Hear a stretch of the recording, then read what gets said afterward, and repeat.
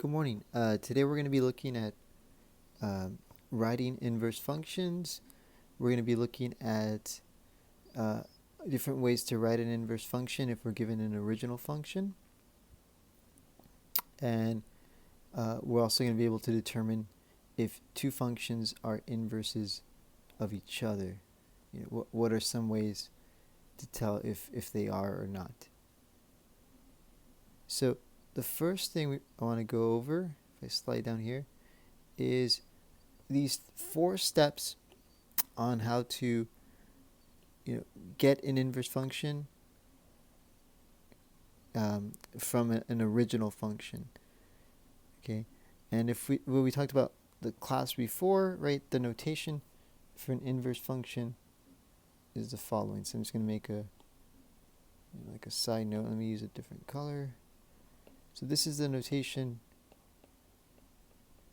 for the inverse function. Okay, and this is usually the notation for the original. Okay, and so what we want to know how to write here is how to take the original function and follow these steps to get to the inverse. Okay, so let's try these steps out in the following 3 examples, and then we should get a better idea of how to find the inverse. So let's look at example 1. Let me zoom in here a little bit. Okay, so the first step, it says, is to change the f of x to a y. Change this f of x to a y. Okay, so I'm just going to rewrite it. So I'm going to write y equals 4x minus 20. And the next step is to swap the x and the y. So I'm going to write x equals 4y minus 20. And then the next step is to solve for y. So how do I get the y term? How do I get this term by itself? So I can do the opposite, add 20 on both sides. This is from Algebra 1, right? Solving for the variable. So x plus 20 equals 4y. Negative 20 and 20 will cancel. And then how do I get rid of the 4, right? What's the opposite of multiplying by 4? Dividing by 4. So these cancel. And I end up with 1 over 4x plus 20 over 4. Right? So basically the x and the 4 divide here and the 20 and the 4 divide here. But 20 divided by 4, I can reduce it, right? What's 20 divided by 4? That becomes 5 equals y. Or I can rewrite it as y equals 1/4 x plus 5. And then the last step is replace the y with f inverse of x.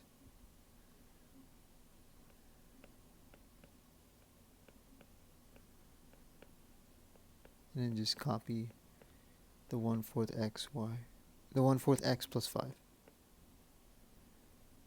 That's my final answer here.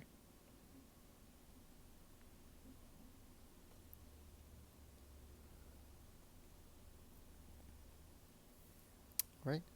And then we would go over to example 2. Here they use g of x, but it's the same idea. If I know that g of x and f of x are kind of the same term.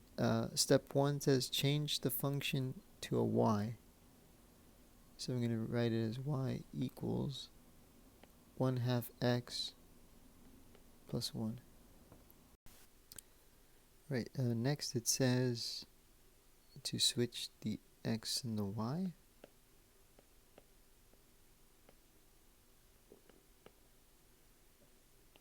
So just doing a switching of the order of the x and the y. Then step 3 says solve for y.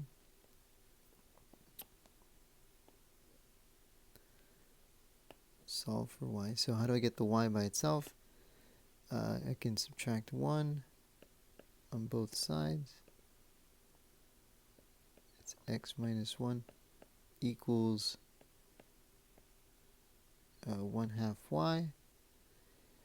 And then here, to get rid of the 1/2, it's dividing by 2 is the operation that's happening here. So what's the opposite of dividing by 2?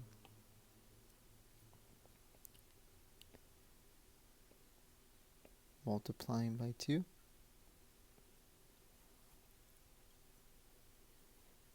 So if I multiply this left side by 2, I get 2x minus 2 equals the 1/2 and the 2 cancel each other out, and you get y equals, or I can write it as y equals 2x minus 2. And then the last step, it says to rewrite, to change the y to f inverse.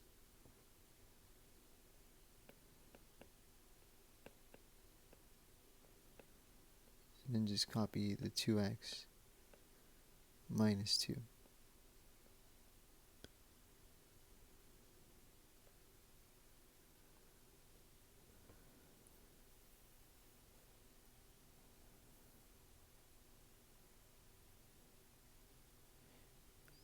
And then we'll go over example 3.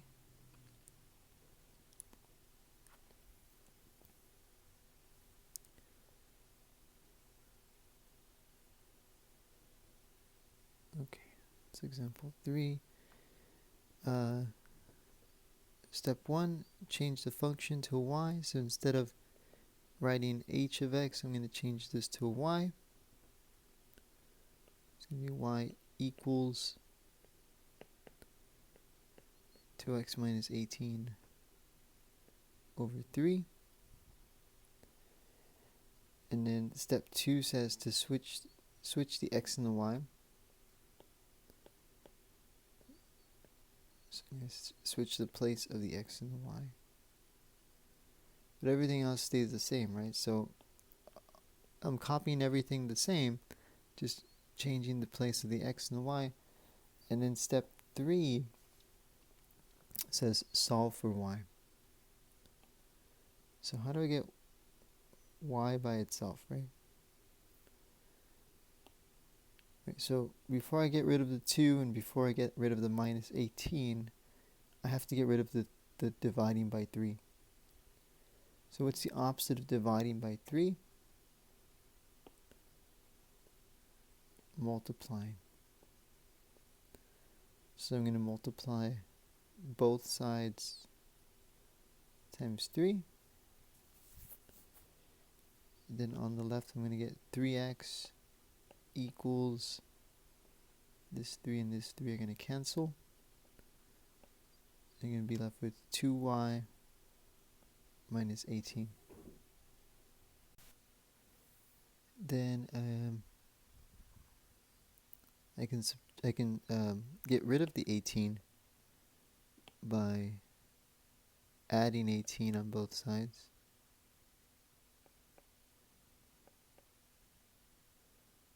And so that would become 3x plus 18 equals 2y.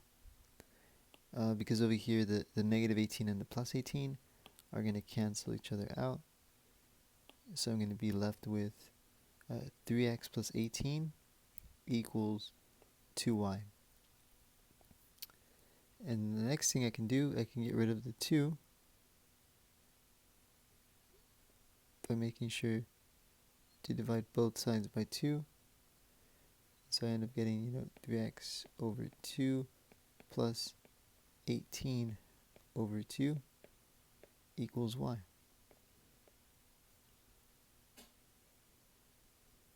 Okay. And then I can rewrite it and put 3 over 2x plus 9 equals y.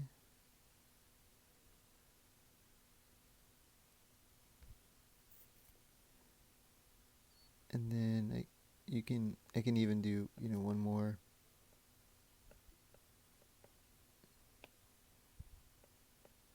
3 half x plus 9. Let's put the y first, right?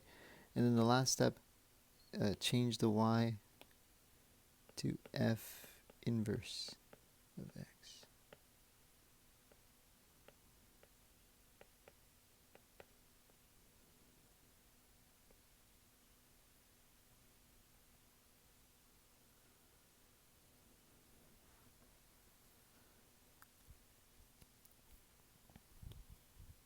And then that's it for those 3 examples. That's what we would do when we're wanting to go from the original function to an inverse.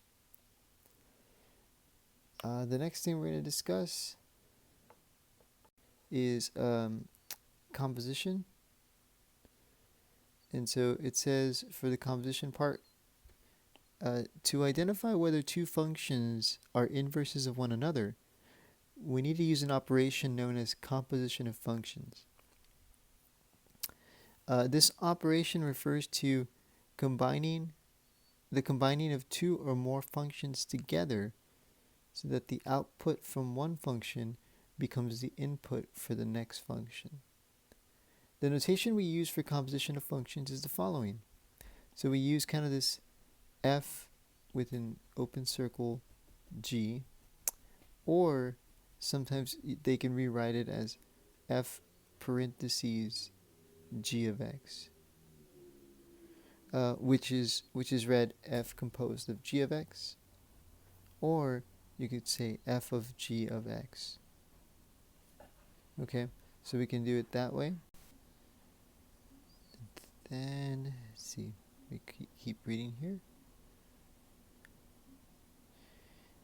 It says, when composing functions, we need to start with the innermost parentheses. In the case of f of g of x, we start with g of x. So if you look at this diagram here, the g of x is circled, and so that's what it's starting off with, right? Because even though it has this statement here, it's focusing on the innermost part, the innermost parentheses, the g of x, and you're going to plug in the g of x into the function. So you're going to plug in whatever the g function is into the f function. You're going to plug in the g function into the f function. Composition of functions can be described as a series of picking up and dropping off. A function picks up x, does something to it, and then drops it off. Then another function comes along and picks up the drop off, does something to it, and drops it off again. This pattern may continue over several functions. Okay, so let's look at a couple of examples. Okay.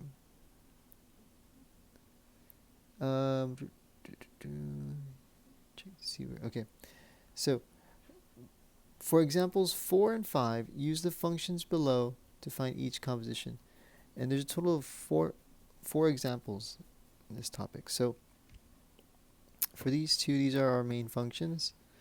And so I'm going to try and break this down. Right, I have one function called f and another function called g. Okay.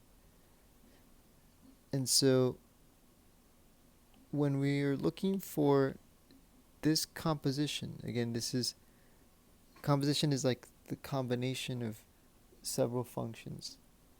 Okay. So if I break this down, I always like to put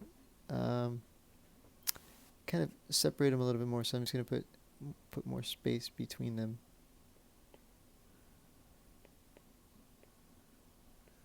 Okay. So I'm just kind of rewriting and putting more space. And so we want to think of, what's the innermost function. So in this case, the innermost is the f function. But what is the f function? It's this one. Okay. So essentially what we're doing is we're plugging in that function into there. So it's going to become g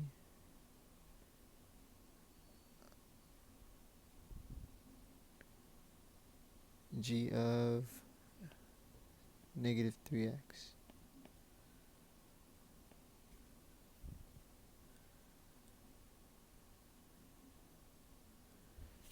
Okay, so let me just erase this part here.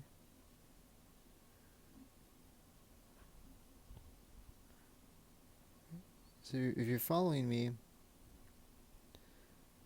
I'm just plugging in the function that way. Okay, and so the next part is figuring out, okay, what am I going to do for g of negative 3x?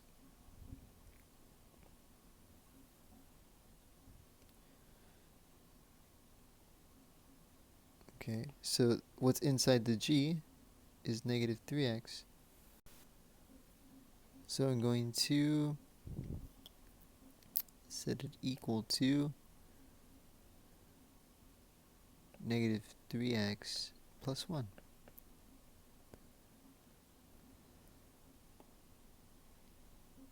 Okay, because if we follow what's happening over here, right, whatever's inside the parentheses goes into the place of x. So whatever's in parentheses goes into the place of x, and then you just put plus 1. So again, if x is 2, then you put 2 plus 1. If x is 5, then you do 5 plus 1. But in this case, inside the parentheses is negative 3x. So in this case, negative 3x is the x, and so that's what you replace in there. And so erase this part. And so my final answer is negative 3x plus 1. So that's my final answer for that one.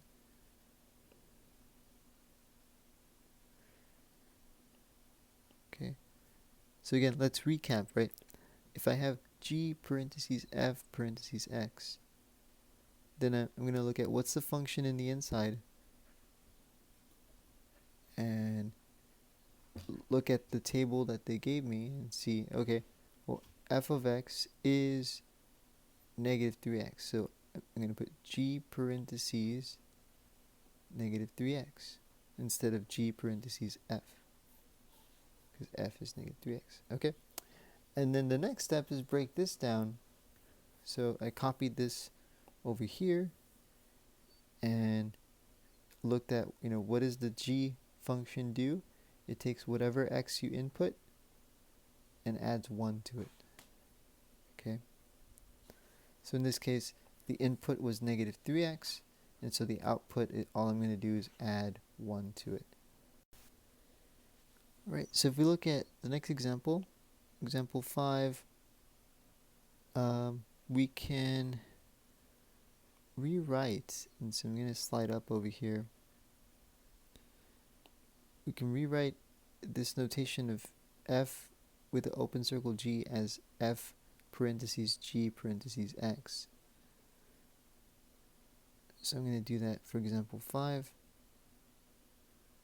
because we can write it as f parentheses g parentheses x, and then close the parentheses. And so now the innermost function is g. And so I'm going to copy f parentheses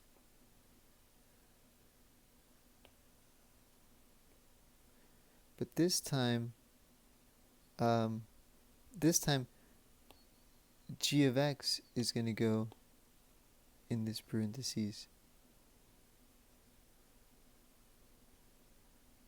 Okay, but what is g of x? Isn't it x plus 1? So over here we're going to put x plus 1. Okay, and then so I'm going to copy this again, so f x plus 1. And what does f do? You know, I'll do it in green, right? So if you give f an input, what does it do to the input? It takes it and it multiplies it times -3. Okay, so I'm going to do the same idea. I'm going to put -3 times the input. So this is my input, and the f function takes the input and multiplies it by -3.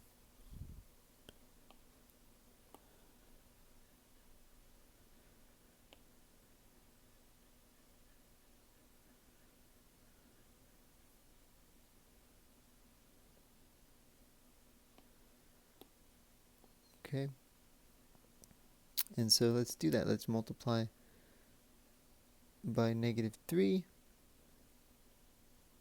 What's -3 times x? That's -3x. And then what's -3 times 1? That's -3. So my final answer is going to be -3x minus 3.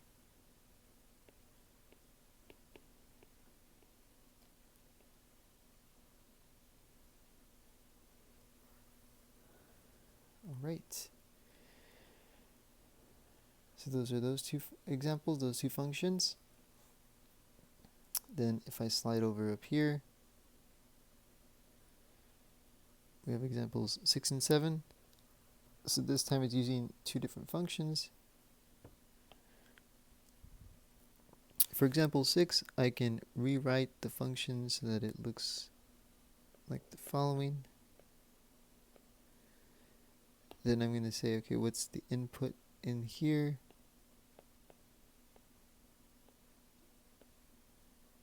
That means that whatever I'm going to put in parentheses has to be what h of x is, but h of x is x plus 2. H of x is x plus 2. Okay. Then I'm going to copy this x plus 2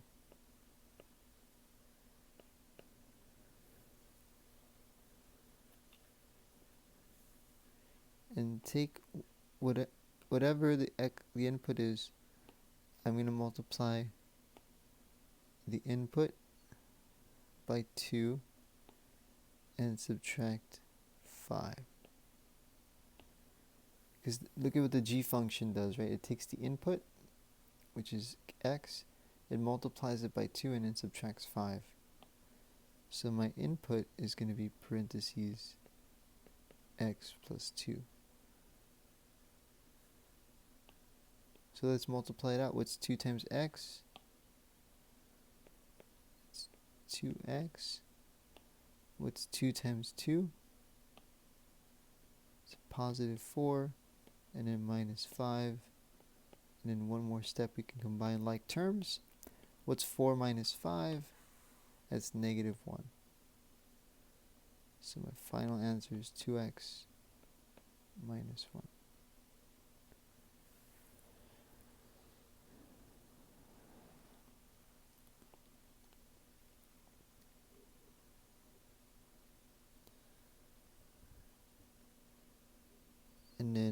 the last, or not the last one, but number 7,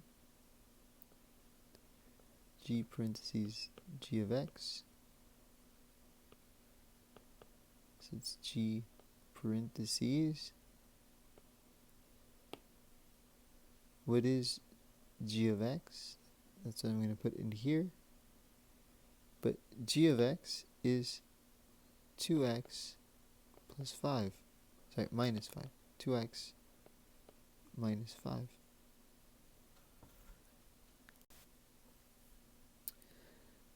Then I'm just going to copy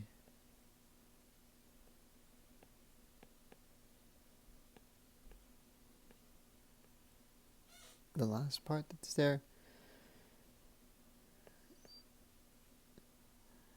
And then do kind of the same idea that I did over here, but now we have a different function. So it's going to be 2 times the input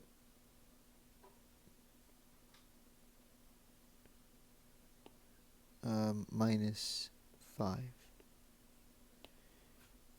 So in this case, the input is 2x minus 5.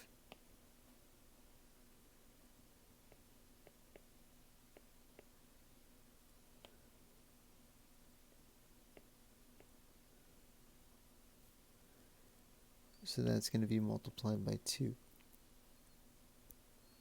Okay, so 2 times 2, or 2 times 2x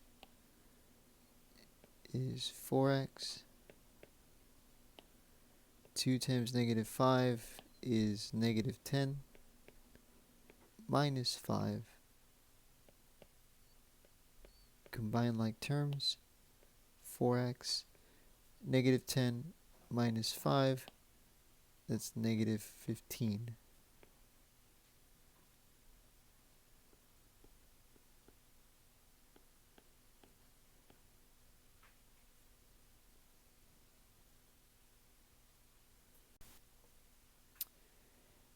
All right.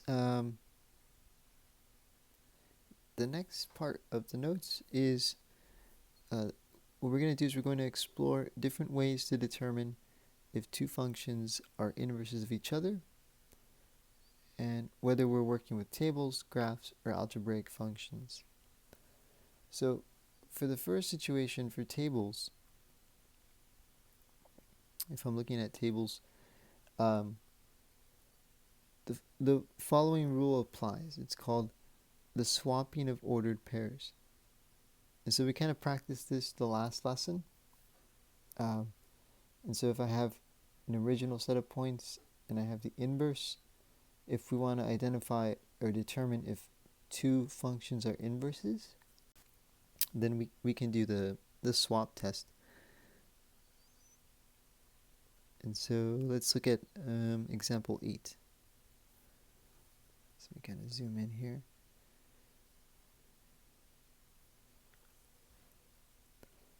And so what I'm checking for is if I can find pairs of points that are just swaps of each other. So for example, since this one's right here, negative 3 and 2, 3, I'm asking myself, if I'm checking if f of x and g of x are inverses, then they should have the same points just swapped, right? So for f of x, if it has 2, 3, then g of x should have the swapped pair of this, which it does, right? It has 3, 2, or 3, 2. And then another one would be negative 1, 4. If I switch those, it should be 4, negative 1. Right? If I take negative 1, 4 and I switch them, it should be 4, negative 1. But what you should notice is that, for example, this pair, that's why I was kind of skipping the first pair. Can you find, what do I get if I switch the order? Right, 2, 2, if I switch those two, I still get 2, 2. But the contradiction happens here. It shouldn't be a negative 2. It should be a positive 2. To keep with the pattern, right? It means that like if I'm swapping points, if I can swap them and I find it in the other table, then they are inverses of each other. Okay, so again, what's the swap of 2, 3? 3, 2. What's the swap of negative 1, 4? 4, negative 1. But when I swap 2, 2, I should find 2, 2 on the other table. But I found 2, negative 2. So there's a contradiction there. So these are not inverses. Keyword, right? Not inverses. Okay. And then let's check the other example. So if I look at negative 2, 2, what do I get if I swap these pairs, right? Negative 2, 2, if I swap them, I should get 2, negative 2. Do you see 2, negative 2 in this table? Yes.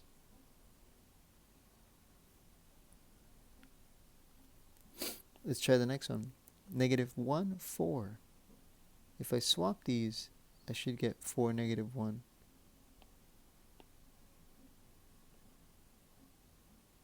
Do I get 4, negative 1? Yes. 0, 6. If I swap them, I should get 6, 0. Do you see 6, 0 on the other table? Yes. 1, 7. If I swap them, I should get 7, 1. And then the last one is 2, 3.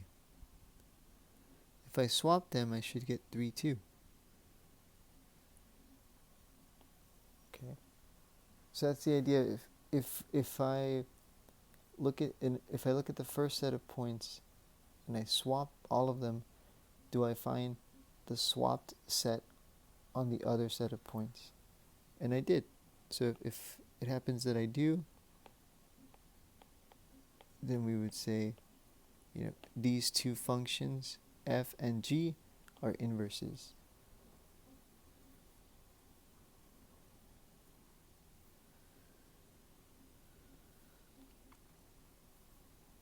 Okay, so that's for the table example. All right, so let's go to, I think the next part is graphs.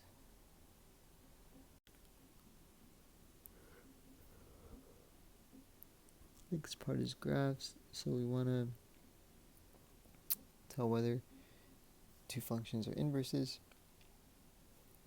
So there's a note for the graphs part. It says, remember that the graph of an inverse relation is the reflection of the original graph over the line y equals x.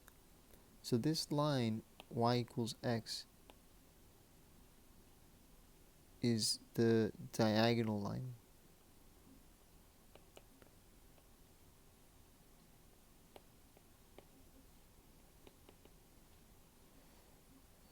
And we used this diagonal line in the last lesson when we were getting the reflection and finding the reflection graph of it.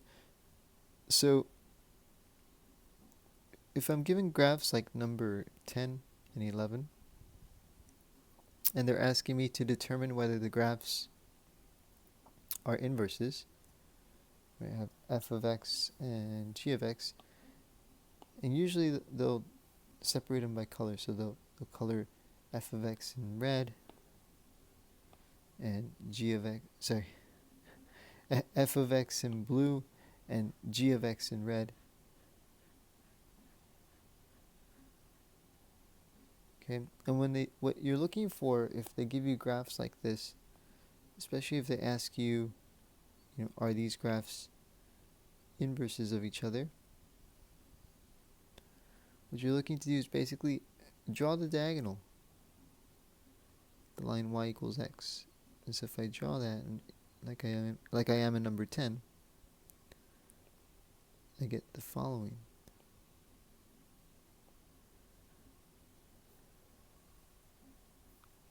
Okay, so that's the image that I get. And again, what I'm looking for is if there's a reflection. If there's a reflection.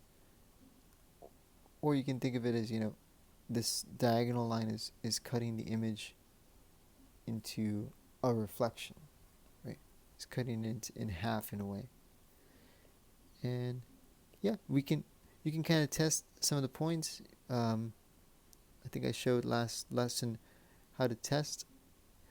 If, for example, if I pick this point in the red and this point in the blue, are they the same distance away from the diagonal?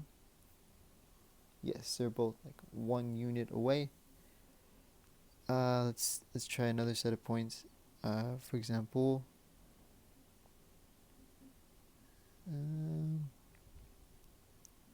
yeah, let's try this one. This one and this one. If I look at this red point and this blue point, how far are they to the diagonal? So it's 1, 2 steps, 1, 2 steps. So this red point is 2 steps away from the diagonal, and this blue point is 2 steps away. So if you see this happening, then you could say, yes, then we have two graphs that are inverses. Okay, but if I try that on example 11, so if I draw the diagonal in number 11,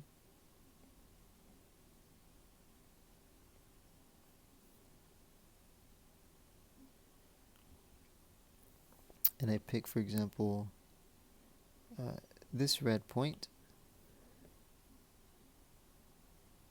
then I should find a blue point that is the same distance away. So if this red point is 1.5 steps away, then I should find a blue point over here. Right, if I pick this red point, it's 1.5 steps away to the diagonal. But if I take 1.5 steps away in this direction, I should get a blue point. But is that the case here? Is that a blue point from the graph? No. So you can say that the red and the blue are not a reflection. So then we would say they are not inverses.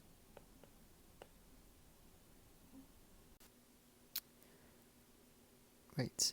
Algebraically, to identify if two functions are inverses of each other, we use compositions. Okay, let me zoom in a little bit here.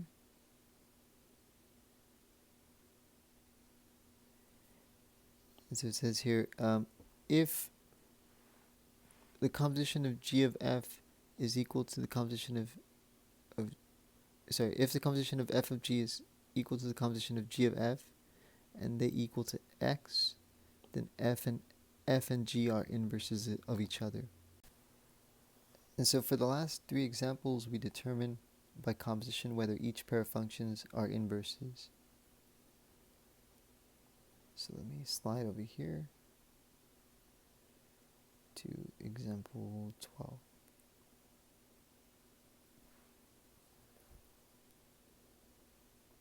Okay, so in this example, we want to check first of all, we want to check, what do I get if I do f g of x on one side,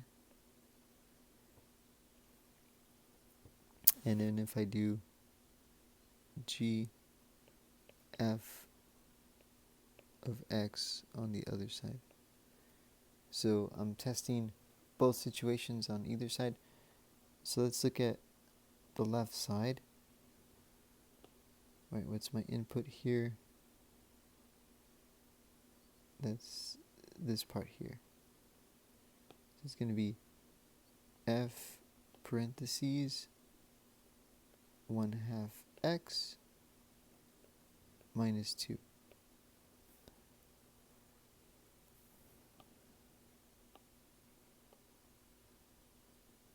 Okay.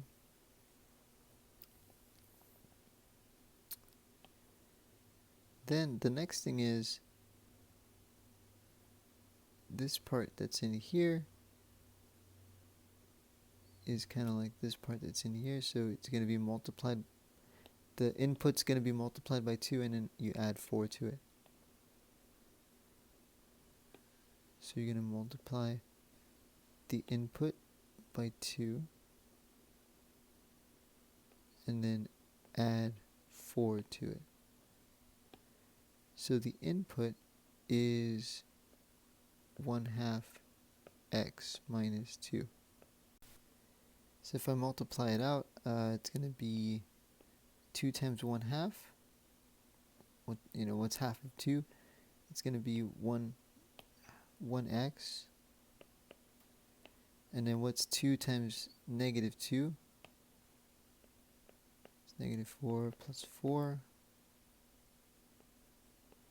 These are going to cancel. And so my answer is x, right? Now let's check the other situation. G parentheses f parentheses x. So here, my input is f. Oh, let me erase my previous work over here.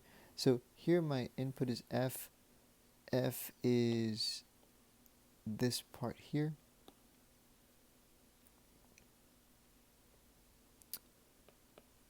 X plus 4.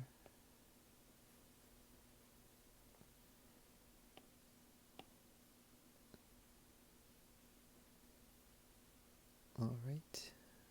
And then this input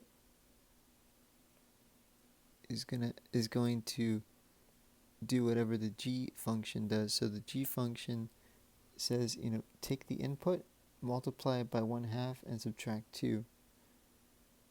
So I'm going to multiply the input by 1/2 and then subtract 2.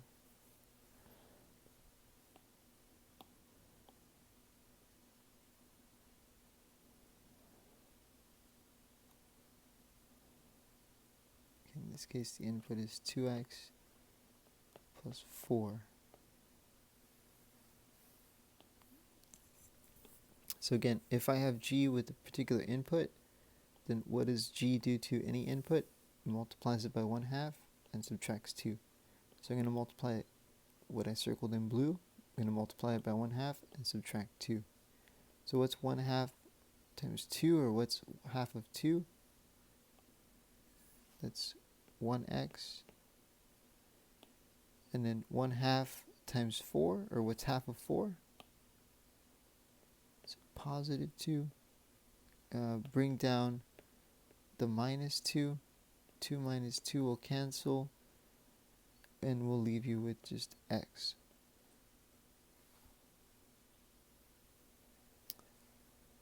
So then at the bottom here we can say f of x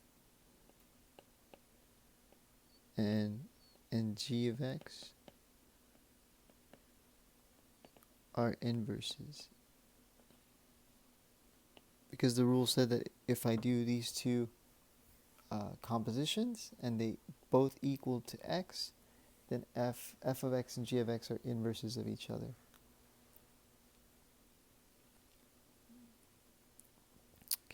Let's try that with number 13.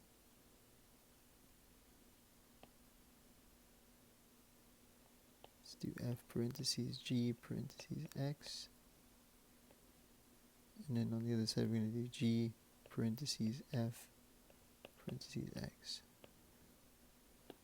So over here on the left, we do g, which is this part here, do f parentheses 3/2 x minus 6.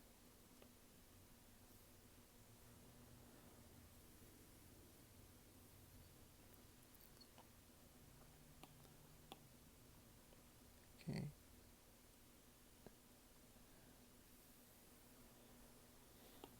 And then the next part, we're going to put everything that is circled in blue, we're going to put it as an input of f. Okay, so what does f do to inputs? It multiplies 2/3 times an input, and then you add 6. So again, what does f do to an input? It takes whatever input you give it, multiplies it times 2/3, and then adds 6. So in this case, my input is 3/2 x minus 6.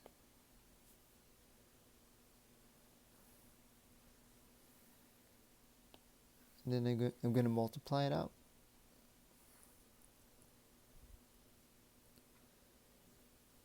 And so when I multiply 2/3 times 3/2,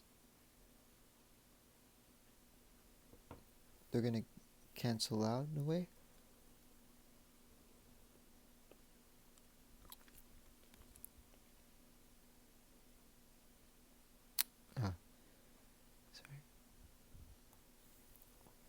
They're going to cancel out in a way, so the 2's will cancel and the 3's will cancel, so that'll leave you with 1x.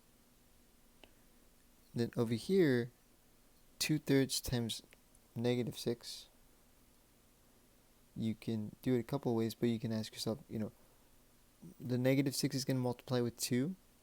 What's negative 6 times 2? Negative 6 times 2 is negative 12. And then what's negative 12 divided by 3? Negative 12 divided by 3, that's negative 4 plus 6.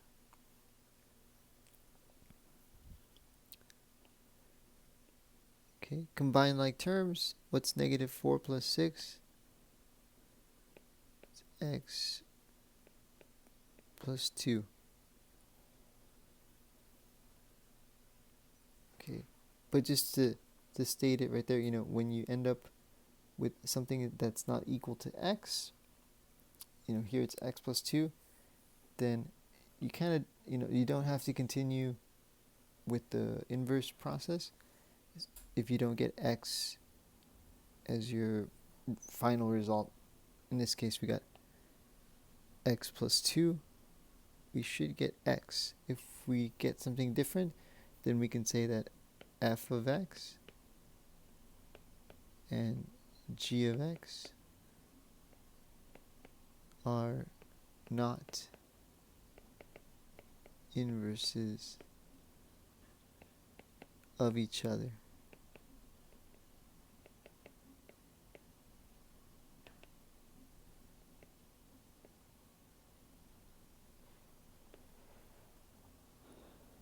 Okay. And then one more example. Okay, one more example.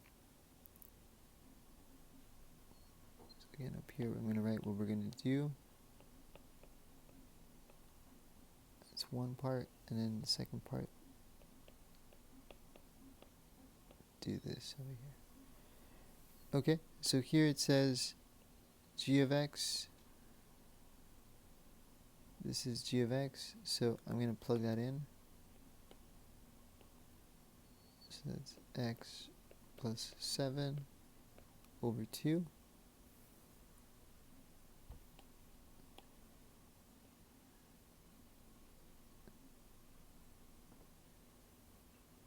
And then the next part is what's going to happen with the f function. So the f function is taking the input and multiplying it by 2 and subtracting 7. So I'm going to multiply by 2, multiply the input by 2, and then subtract 7. But the input is x plus 7 over 2.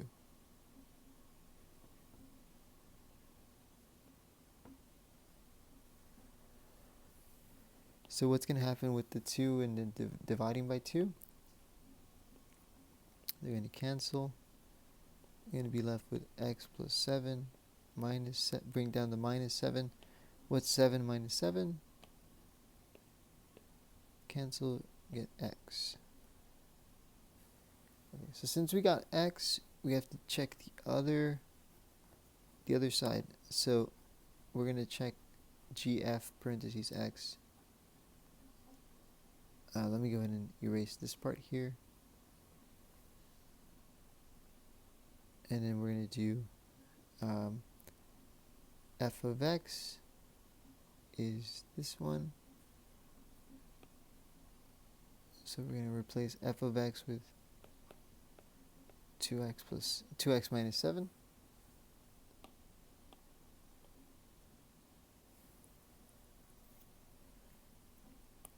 Then we're going to, wait for the color to change, we're going to put 2x minus 7 inside of g. So notice what g does. It takes an input and then it adds 7 to it and divides by 2. So I'm going to take the input, add 7 to it, and then divide by 2. I'm going to take this input, add 7 to it, and then divide by 2.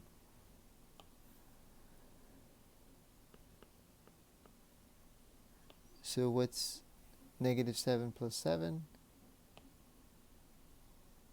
It's going to cancel, and I'm going to end up with 2x over 2. But 2x over 2, 2 divided by 2 becomes 1. So I get x as well. So then my final sentence would be f of x and g of x are inverses.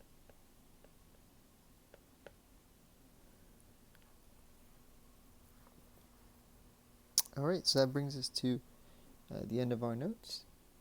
I will be going over any questions you may have in the class tomorrow or the next class day. So if you have any questions, feel free to bring them up and we can go over them then. Thank you for joining me.